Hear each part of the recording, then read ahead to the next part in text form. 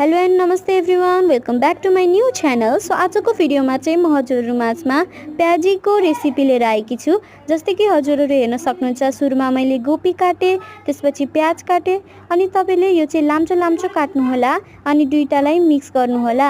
अनि त्यसपछि जति पिरो खान सक्नुहुन्छ त्यति खोर्सानी हाल्नुहोस् अनि त्यसमा स्वादअनुसारको नुन, हल्का बेसार र अजिना खानुहुन्छ भने त्यो पनि हाल्दा भयो। अनि हल्का रङ आउनुको लागि मैले सोया सस पनि हालेँ। हजुरलाई हाल्नु मन छैन भने नहाल्दा पनि भयो। अनि त्यसमा मैले बेसन हालेँ अनि पानी हालेर मजाले मिच्न थालेँ।